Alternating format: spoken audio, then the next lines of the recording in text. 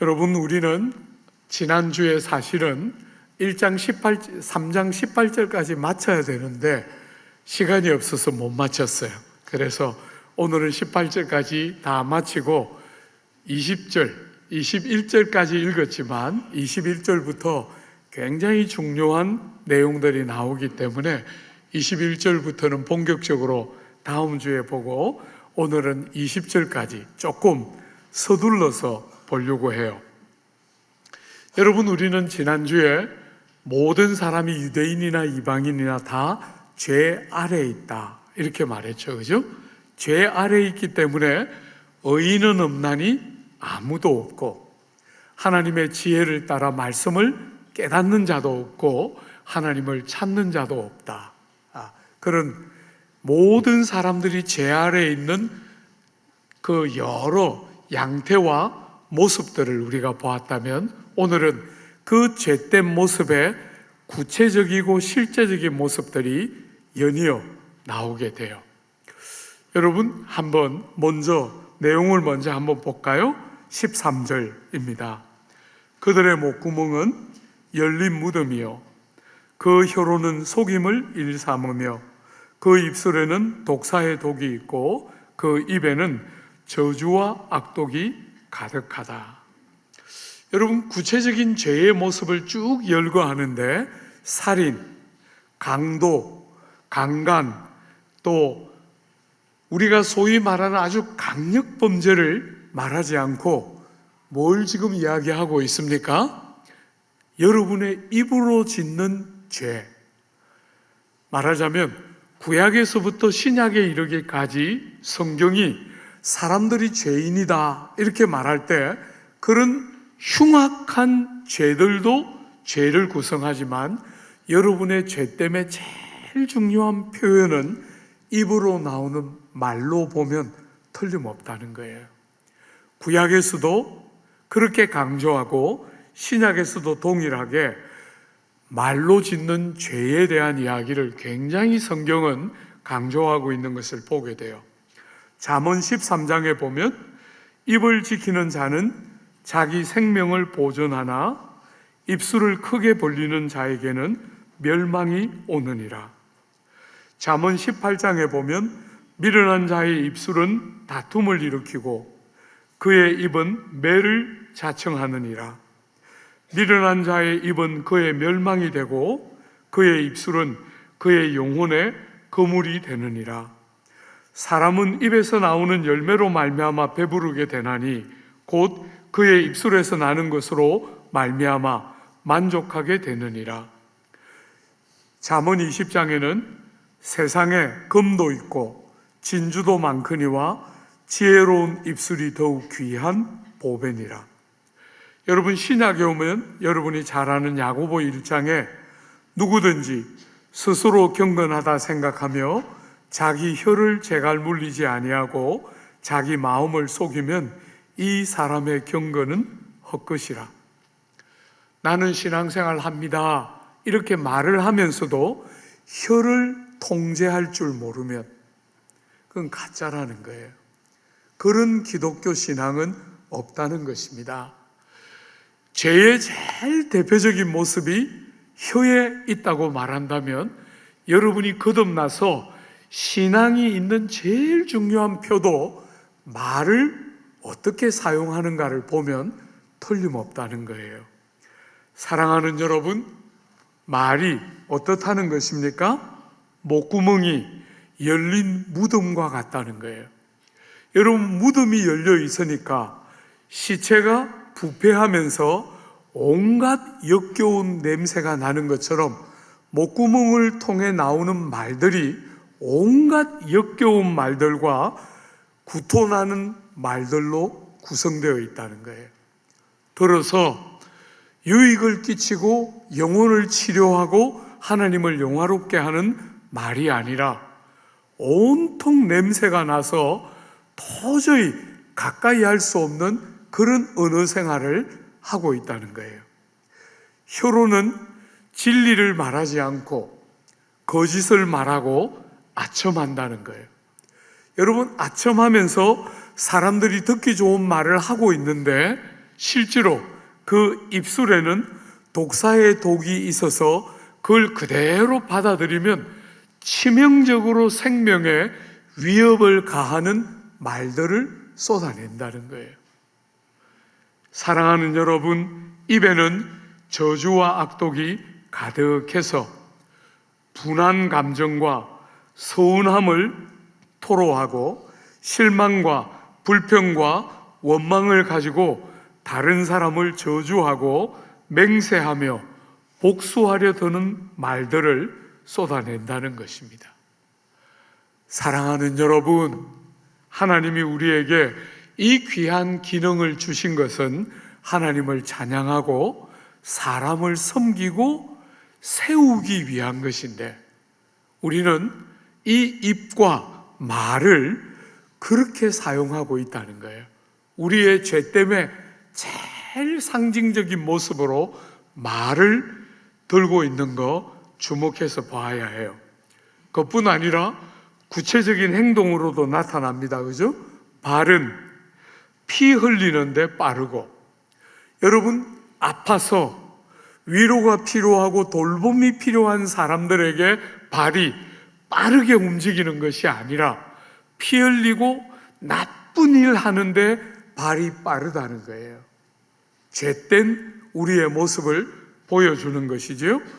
파멸과 고생이 그 길에 있고, 여러분, 죄의 본질은 파괴입니다. 파괴.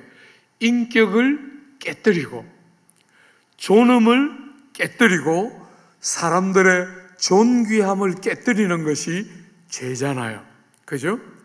그 죄악된 빠른 발에는 언제나 파괴가 있다는 것입니다. 깨뜨림이 있고, 그 결과는 고통과 아픔과 상함과 공고함이 따르게 되고, 그 길 어디에도 평강이 없습니다. 그죠? 죄된 삶의 길에는 어디에도 평안이 없는 것이죠. 여러분, 우리가 죄라고 말할 때 가장 1차적으로 죄는 하나님과의 관계에서 하나님을 찾지 않고 하나님을 두려워하지 않는 것이에요. 죄는 다른 어떤 것보다도 사람들에게 나쁜 짓을 했다 안 했다 하는 것보다 1차적으로 하나님을 향하여 짓는 것이에요.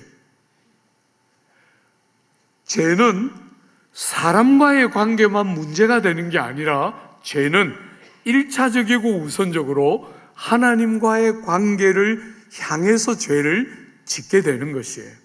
그리고 우리가 아까 보았던 구체적인 그 입술의 죄와 발로 짓는 죄와 파멸과 평강이 없는 것에서 보는 것처럼 사람과의 관계도 다 깨뜨리고 무너뜨리는 것이 죄이지요. 사랑하는 여러분, 오늘 우리가 좀 더 많은 시간을 들여서 한번 다루어 보고 싶어 하는 주제는 사람들이 이 죄라는 주제를 어떻게 다루는가 하는 것이에요. 죄라는 주제를 사람들은 이 죄라는 것을 인식하는 거잖아요. 그죠? 하나님을 인정 안 해도 사람들 속에는 도덕적인 의지가 있어요. 그래서 어떤 일을 할 때 이러면 안 되는데 하고 인식하는 인식 기능이 여러분 속에 들어 있어요. 그 인식 기능이 여러분 속에 있는데, 그런 죄와 죄에 대한 죄책감들이 생길 때 그런 것들을 사람들이 주로 어떻게 다루는가? 그리고 제일 주되게, 사람들이 제일 주되게 그 죄책감이라는 주제를 다룰 때 주되게 쓰는 무기가 뭐냐면 종교예요. 종교. 그 종교의 제일 대표적인 형태가 타락한 유대교예요.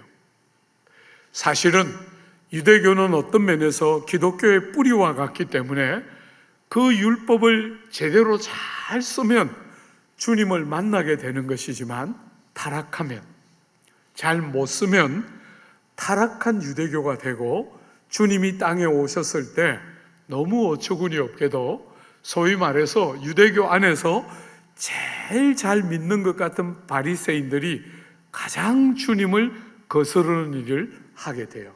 그죠? 유대교가 왜곡되고 타락되었기 때문이죠. 사랑하는 여러분, 오늘 본문 19절 한번 보십시오. 이렇게 사람의 죄를 쭉 열거한 다음에 사람들이 그 죄를 어떻게 다루는가?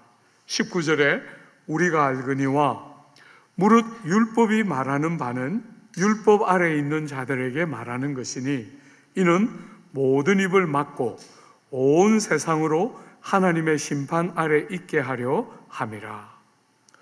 여러분, 실제로 이 율법이라고 말할 때 율법은 유대인들에게 준 율법을 1차적으로 말하지만 율법이 없는 이방인들에게도 율법이 있지요. 양심이 있고 도덕법이 있어요. 그래서 사람들은 비록 기록되어 있는 율법은 없어도 마음속에 하나님이 두신 율법이라 할 수 있는 양심과 도덕법을 가지고 있기 때문에 앞에 나오는 항목들을 쭉 보면서 죄와 자기의 죄됨에 대한 죄책감을 갖게 돼요. 그렇게 될 때 사람들은 주로 그 죄를 어떻게 다루는가? 일반적으로 세 가지로 많이 다루어요. 죄가 딱 깨달아질 때 사람들은 일반적으로 사람이 다 그렇지 뭐, 사람이니까 불완전하고 죄가 있을 수 있지 하고 그냥 지적으로 얼머무리고 지나가는 경향, 이것도 하나 있죠. 그죠? 두 번째로 일반적으로 사람들이 죄라는 것들을 인식할 때 직면하려고 하지 않고 죄를 자기의 문제라고 딱 앞에 두고 직면하려고 하지 않고 죄를 다른 것으로 술을 먹는다든지 마약을 한다든지 요즘 말로 바꾸면 게임을 한다든지 스포츠의 마음을 빼앗긴다든지 하면서 죄라는 주제를 직면하지 않고 너무나 어리석게 육체적인 방법으로 그냥 잊으려고 드는, 관심을 다른 곳에 기울여서 죄라는 주제를 잊으려고 드는 어리석은 방법이 있어요. 근데 여러분, 사람들이 쓰는 제일 보편적인 방법은 종교의 방법이에요. 죄를 인지하고 죄에 대한 죄책감이 들 때 그것을 무마시키기 위해서 사람들이 하는 제일 보편적인 방식은 종교를 선택해서 소위 말하는 선을 행하고 소위 말하는 종교의 이런저런 일들을, 종교가 가르치는 이런저런 일들을 적극적으로 하면서 하나님께 지은 죄를 보상할 수 있는 것처럼 여기는 것이에요. 사랑하는 여러분, 그런데 오늘 본문은 사람들이 너무나 어리석게도 하나님이 주신 종교 혹은 하나님이 주신 법, 율법이든지 양심이든지 도덕법 같은 것을 너무나 교묘하게 종교의 이름으로 딱 바꾸어서 선을 행하거나 그 종교의 어떤 규례를 잘 지킴으로 스스로를 위로하고 싶어 하는데 너무나 어리석게도 사람들은 부패하고 타락한 인간의 본성을 따라 하나님이 주신 그 율법 혹은 마음속에 두신 양심과 도덕법 같은 것들을 잘 못 사용한다는 거예요. 하나님이 원래 주신 대로 그 법을 쓰는 것이 아니라 하나님이 주신 것과 다른 방식으로 쓰고, 그런 제일 대표적인 예가 타락한 유대교라고 보면 틀림없어요. 오늘 사랑하는 여러분, 19절 우리가 읽었던 19절에 보면 율법은 율법 아래에 있는 자들에게 말하는데 율법이 율법 아래에 있는 자들에게 말하면서 어떤 것을 기대합니까? 모든 입을 막고 하나님의 심판 아래 있게 만드는 것이 율법의 중요한 기능이라는 거예요. 도덕법을 우리에게 주시고 우리에게 양심을 주실 때 그 양심과 도덕법, 율법의 기능은 그것을 열심히 잘 지켜서 잘 행해서 스스로 문제 없는 것처럼 생각하고 살도록 하기 위한 게 아니고, 하나님이 죄가 있다라고 말할 때 모든 입을 다 막고 나는 죄가 있습니다, 나는 정말 죄인입니다 하도록 하는 역할이 율법이 하는 제일 중요한 역할이라는 거예요. 사랑하는 여러분, 율법은 하나님이 여러분의 양심의 법을 주셨을 때, 도덕법을 주시거나 양심을 주시거나 혹은 기록되어 있는 율법을 주실 때, 그런 법들의 기능은 여러분으로 하여금 양심에 끄리낌 없이 살았다, 이렇게 말하기 위해서 주신 게 아니라는 거예요.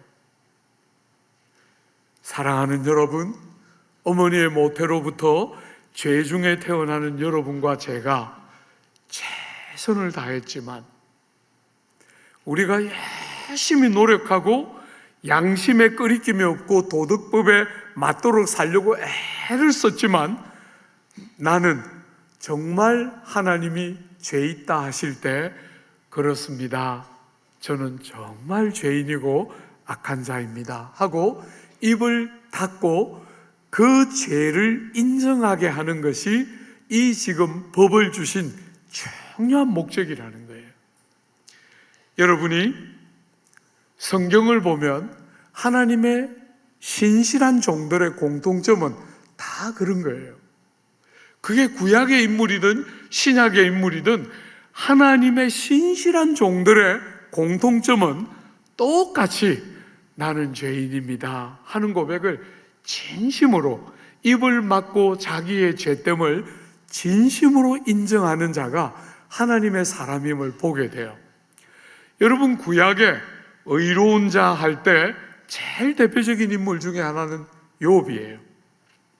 욥은 그 동방에서 손에 꼽히는 의인이어서 하나님이 기뻐하고 자랑하는 인물이었는데, 마귀가 그 욥의 의로움을 조롱하면서 그가 건강이 다치고 그 부와 그 축복을 다 잃게 되면 저주하고 말 것이다, 그렇게 말하면서 하나님이 그러면 한번 해봐 하자 욥을 치지 않습니까? 욥이 온갖 고난을 통과할 때 벗이라고 일컫는 이들이 와서, 친구들이 와서 욥에게 하는 것은 그의 아픔을, 그의 질고를, 그렇게 의롭게 살아왔던 욥의 삶을 인정하면서 그들의 욥의 아픔을 함께 아파하고 함께 우는 게 아니라, 네가 죄를 지었기 때문에 이런 일을 당하는 거야. 바깥으로 볼 때는 의로운 것 같았지만 죄가 많아서 그런 거니까 하면서 욥의 그 의로운 삶을 전부 조롱거리로, 비난거리로 다 바꿨어요. 그때 욥이 너무너무 아파하면서, 이렇게 너희들은 정말 전혀 보탬이 안 되고 어쩌면 이렇게 아픈 나를 위로하기는커녕 정죄하면서 더 상처를 헤집어내느냐고 그렇게 아파하면서 나에게 변론자가 있기를 원한다, 그렇게 아파하고 있는 그 욥에게 욥기 38장에 보면 주님이 나타나세요. 주님이 친히 임하시면서 그 욥에게 반문하세요. 이렇게 물으셨죠. 때에 여호와께서 폭풍 가운데 욥에게 말씀하여 가라사대, 무지한 말로 이치를 어둡게 하는 자가 누구냐? 너는 대장부처럼 허리를 묶고 내가 내게 묻는 것을 대답할지니라. 38장에 주님이 등장해서 의로운 고난을 받고 있다고 주장하는 욥을 향해서 너는 대장부처럼 허리를 묶고 나에게 한번 대답해봐라. 그러시면서 38장, 39장에 내가 이 온 세상을 만들 때, 이 세상의 주초를 쌓을 때 너는 어디 있었느냐? 바다가 물 밀듯이 밀려 들어오는 그 바다를 선을 쫙 그어서 그 정한 선을 넘지 못하도록 바다의 경계를 딱 정할 때 너는 한 일이 뭐가 있느냐? 땅의 무수한 짐승과 바다의 무수한 생물들을 만들 때 너는 그거 본 적이라도 있느냐? 주님이 38장 39장을 가지고 쫙 욥에게 질문하면서 의롭다고 생각하는 욥에게 얼마나 욥이 모자라는 존재인지를 쫙 38장 39장 말씀하시고 40장에 욥에게 다시 이렇게 말씀하시지요. 여호와께서 또 욥에게 말씀하여 가라사대 변박하는 자가 전능자와 다투겠느냐? 하나님과 변론하는 자는 대답할지어다. 욥이 여호와께 대답하여 가로되 나는 미쳐나오니 무엇이라 주께 대답하리이까? 손으로 내 입을 가릴 뿐이로소이다. 내가 한두 번 말하여 싸운즉 다시는 더하지도 아니하겠고 대답하지도 아니하겠나이다. 친구들의 말에 대해서 욥은 어떤 면에서 할 말이 있었어요. 친구들의 말은 너무나 욥을 억울하게 하고 아프게 하는, 상처를 헤집어내는 말이었기 때문에 욥이 어떤 면에서 친구들을 향해서는 할 말이 있었어요. 그런데 하나님 앞에 서자, 하나님의 법을 깨닫자 내 손으로 입을 가리고 다시는, 내가 한 번, 두 번 말했지만 다시는 말하지 않겠습니다. 그게 하나님 앞에서 자신의 어떠함을 깨달은 믿음의 사람들의 모습이에요. 여러분, 신약에 오면 제대로 믿는 자와 거짓되이 믿는 자를 딱 한 가지로 보여주는 기도를 우리 주님이 비유로 드시면서 보여주시죠. 바리새인의 기도와 세리의 기도를 보여주시면서 여러분과 제가 주님을 제대로 믿지 못하고 율법을 바르게 쓰지 못할 때 바리새인처럼 기도하고 생각하게 된다는 거예요. 여러분, 바리새인은 어떻게 기도했습니까? 바리새인은 서서 따로 기도하여 이르되 하나님이여, 나는 다른 사람들 곧 호색, 불의, 간음하는 자들과 같지 아니하고 이 세리와도 같지 아니함을 감사하나이다. 율법을 제대로 못 쓰니까, 율법은 자기를 보면서 모든 입을 닫게 만드는 게 율법이 하는 역할인데, 율법을 제대로 못 쓰니까 너무나 어리석게도 나는 죄 짓는 저 사람들과 다름을 감사합니다. 나는 옆에 있는 이 세리와도 같지 않음을 감사합니다. 신앙이 이렇게 어리석은 모습을 띈다는 거예요. 그런데 그 바로 곁에서 같이 기도하고 있는 세리는 깨닫고 어떻게 기도하고 있습니까? 멀리 서서 감히 눈을 들어 하늘을 쳐다보지도 못하고 다만 가슴을 치며 이르되 하나님이여, 불쌍히 여기소서, 나는 죄인이로소이다 하였느니라. 사랑하는 여러분, 하나님의 법은 우리에게 우리의 진면모를 보여주면서 우리의 입을 다 닫고 하나님이 너희들은 죄 있다 하실 때, 그렇습니다, 저는 정말 죄인입니다, 이렇게 하게 만드는 것이 하나님의 법의 역할인데, 너무나 어리석게도 죄인들은 하나님의 법을 그릇되이 쓴다는 거예요. 그릇되이. 입을 닫는 것이 아니라 법을 그릇되이 쓰니까, 사랑하는 여러분, 바리새인처럼 너무나 왜곡되고 어리석게 나는 저렇게 나쁜 짓 하지 않는데, 나는 저 세리와 다른데 하나님 앞에 기도하면서 그렇게 기도한다는 거예요. 자기의 진면모가 다 드러나서 하나님 앞에 나는 죄인입니다 하게 하는 게 하나님의 진리가 하는 중요한 역할인데 못 보고 있다는 거예요. 그게 뭔지를 모른다는 거예요. 사랑하는 여러분, 이사야 6장의 이사야의 경험은 말할 필요가 없겠죠? 이미 선지자로서 여러 해를 섬겼는데 하나님의 영광 앞에 서고 하나님의 밝은 진리의 빛 앞에 서니까 화로다 나여 망하게 되었도다. 나는 입술이 부정한 자요 입술이 부정한 자 가운데 거하는 자이거늘. 자기의 죄악이 보이는 거예요. 부패한 입술과 열린 무덤 같은 목구멍이 그대로 보이는 거죠. 사랑하는 여러분,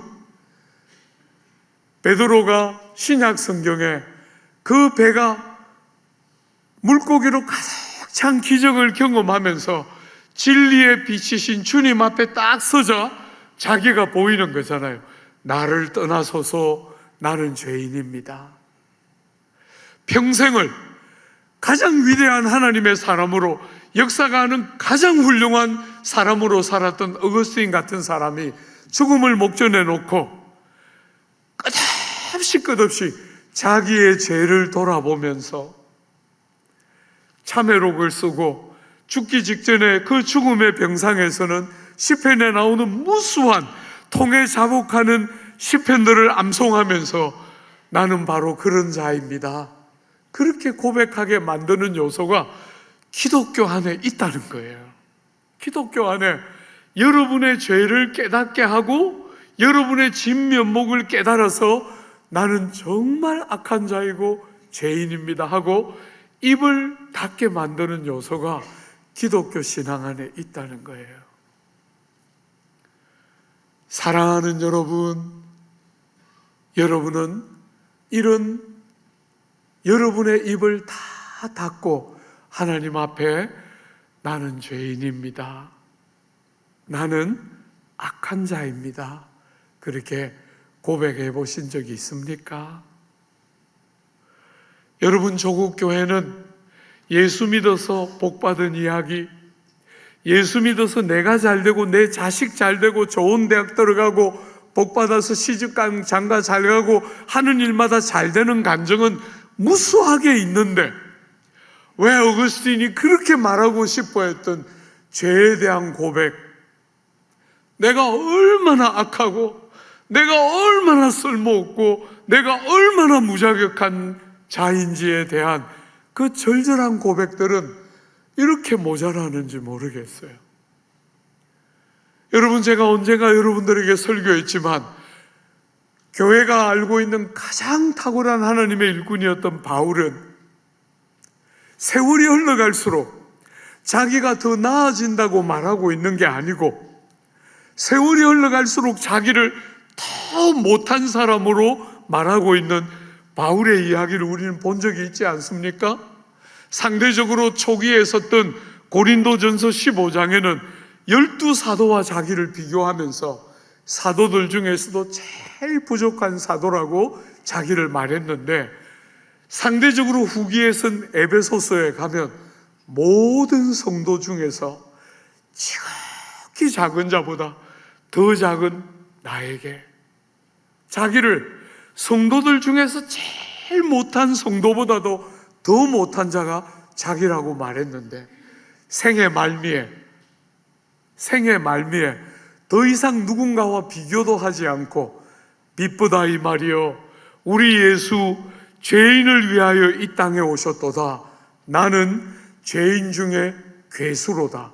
최상급을 써서 내가 제일 죄가 많은 자요, 내가 제일 악한 자여서 나는 예수님이 제일 필요한 사람입니다, 이렇게 말하는 것이 진리를 깨달은 사람들의 보편적인 고백인데, 사랑하는 여러분, 여러분들은 너무나 어리석게 오늘 조국 땅에 행행하는 그런 간증이나 하고 그런 바리새인과 같은 그런 기도밖에 할 줄 모르는 혹 그런 사람은 아닙니까? 어떻게 하나님의 율법과 하나님이 우리 마음속에 넣어두신 이 귀한 양심과 도덕법이 우리를 어떻게 입을 닫게 만듭니까? 한번 보십시오. 그 법의 정상적인 역할이 20절에 나옵니다. 한번 보십시오. 그러므로 율법의 행위로 그의 앞에 의롭다함을 얻을 육체가 없나니 율법으로는 죄를 깨달음이라. 하나님이 우리에게 양심을 두시고 도덕법을 두시고 우리에게 기록된 율법을 주실 때 그 율법의 기능은 죄를 깨닫게 하는 것인데, 유대인들은 특별히 어떻게 잘못 썼습니까? 그 율법을 가지고 스스로 의롭다함을 얻기 위한 율법의 행위를 가지고 스스로 의롭다함을 받는 도구로 율법을 잘못 쓰고 있다는 거예요. 율법을 하나님이 우리에게 주실 때 율법은 죄가 정말 뭐가 죄인지를 깨닫게 하는데 율법의 목적이 있다는 거예요.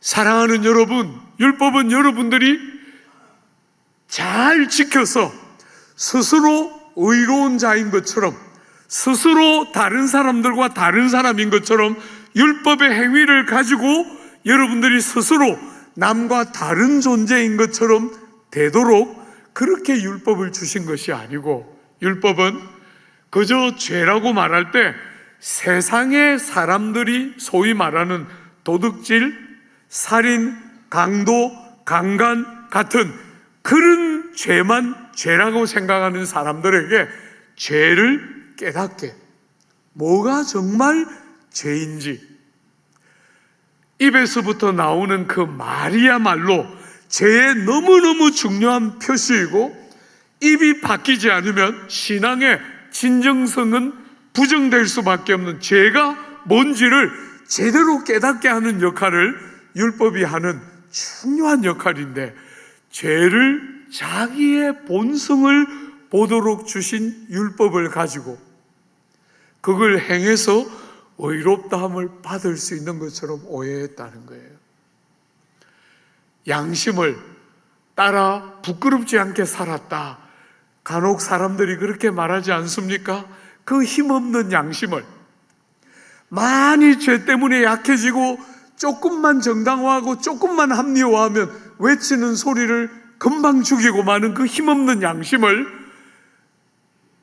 그저 그 연약해진 양심이 만족만 되면 얼마든지 죄 없는 것처럼 생각하는 어리석은 우리에게 기록된 명확한 율법을 주심으로 죄를 깨달아서 아무도 핑계하지 못하도록, 하나님 앞에서 우리가 얼마나 악하고 추한지를 인정하도록 죄를 깨닫게 하는 것이 율법의 중요한 역할인데, 율법을 왜곡되이 쓴다는 거예요.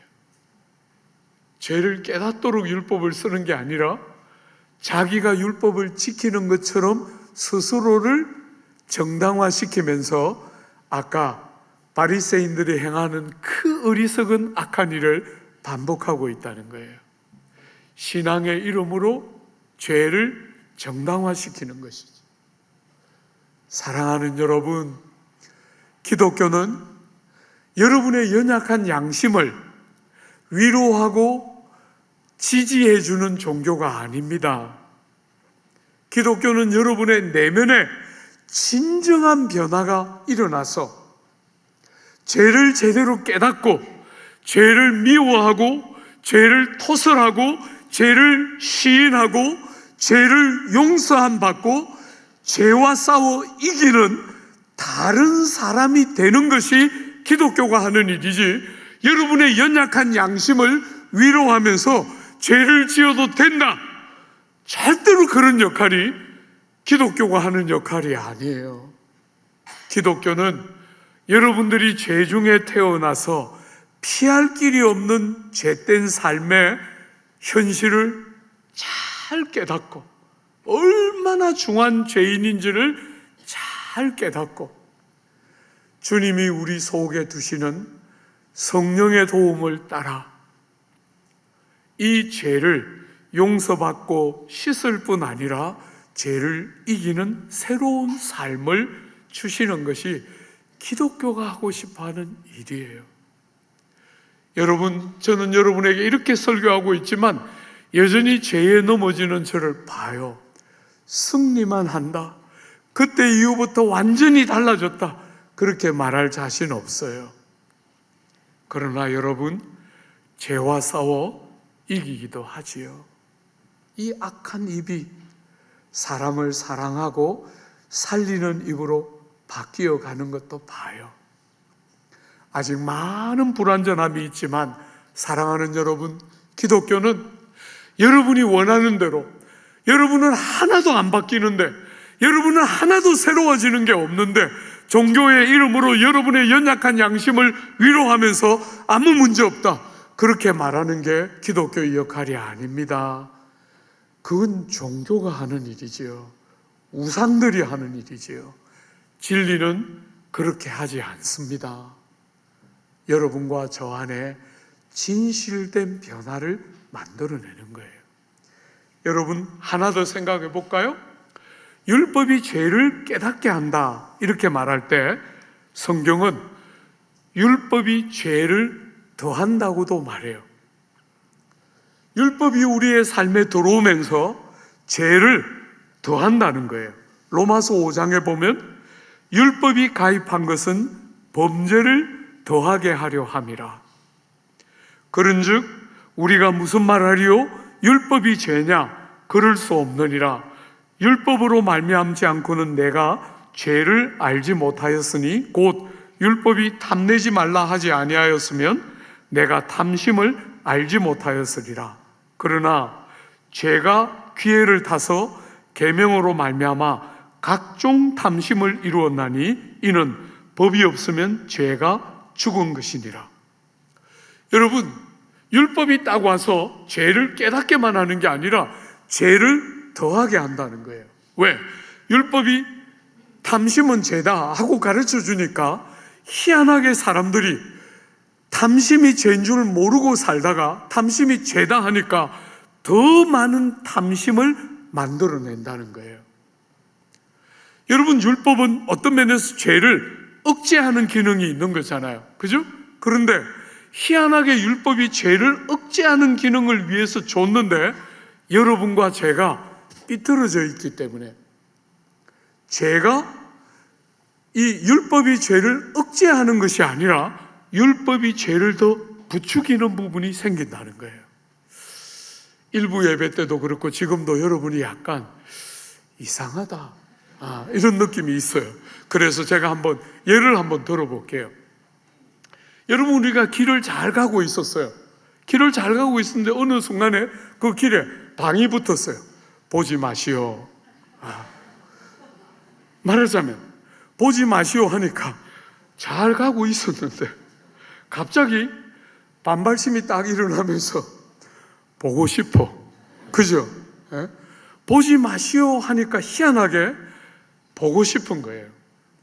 여러분, 성령이 우리 마음을 새롭게 하지 않으면, 우리 속에 하나님의 성령이 들어와 계시지 않으면 율법은 이상하게 믿음의 길로 우리를 데려가는 게 아니라 율법은 반발심을 불러일으켜서 하지 말라는 것을 하고 싶게 하고 하라는 것을 안 하고 싶게 만드는 요소가 율법 안에 들어있게 되는 거예요.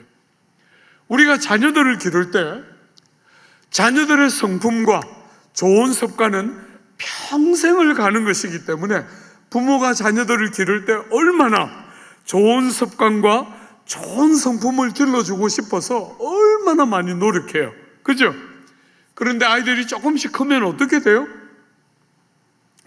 부모가 하지 말라는 것을 부모 보는 앞에서 고의적으로 해요. 사랑하는 여러분, 성령이 우리의 마음속에 임하여 있기 전에는 율법이 믿음으로 우리를 이끌어가는 것이 아니라 율법이 반발심을 불러일으켜서 하지 말라는 것을 하게 하고 하라는 것을 죽도록 하지 않으려고 하는 거예요.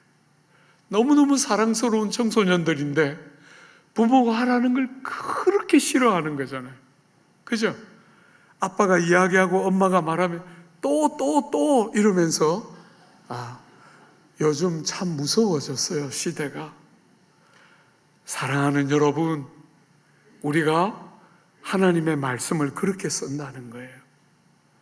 우리의 죄가 어떤 것인지도 잘 모르고 살다가 죄가 깨달아질 뿐 아니라 깨달아지기만 하는 게 아니라 죄가 깨달아지면 더 많은 죄를 짓고 싶어하는 소욕이 안에 있는 것이에요. 그래서 우리가 얼마나 추하고 악한지가 적나라하게 보인다는 거예요. 사랑하는 여러분, 그렇게 해서 어디를 데려가고 싶어 하는 겁니까? 여러분, 로마서 5장에 율법이 가입한 것은 범죄를 더하게 하려 함이라. 그러나 율법이 가입한 것은 범죄를 더하게 함인데, 그러나 죄가 더한 곳에 은혜가 더욱 넘쳤나니. 여러분, 오늘 이 20절도 율법으로는 죄를 깨달음이니라. 그리고 21절에 그러나 사랑하는 여러분, 여러분과 제가 하나님의 진리의 말씀을 통해서 우리의 죄됨과 부패한 본성이 깨달아질수록 너무 놀랍게 하나님의 은혜가 얼마나 큰가 깨달아진다는 거예요. 바울이 그 디모데전서에서 우리 구주가 죄인들을 위하여 이 땅에 오셨도다 그렇게 말하고, 나야말로 죄인의 개수고 나야말로 그 예수를 필요로 하는 제일 죄가 많은, 나야말로 죄인 중에 으뜸이 되는 제일 첫 번째 죄인이고 나는 예수 없이 살 수 없습니다.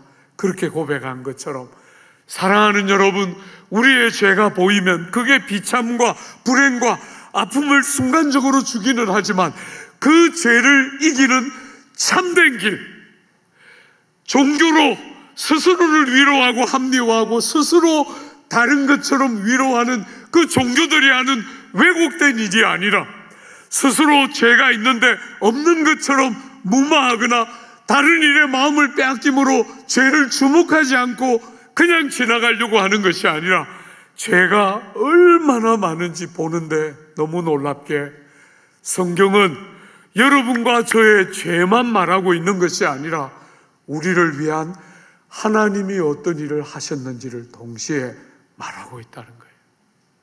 죄가 더하여지는 곳에 하나님의 은혜가 형용할 길이 없이 누려지고 경험되고 깨달아지고, 오늘 여러분 많은 사람들이 복음을 너무 얄팍하게 값싼 것으로 어리석게 생각하는 이 시대에 여러분과 제가 어떤 면에서 1장 18절부터 고통스럽게 이렇게 많은 분량을 할애해서 우리가 얼마나 죄된가, 우리가 얼마나 악한가 하는 이야기를 이렇게 오랜 시간 우리가 하는 이유는 이제 3장 21절부터 우리가 다루게 되는 그러나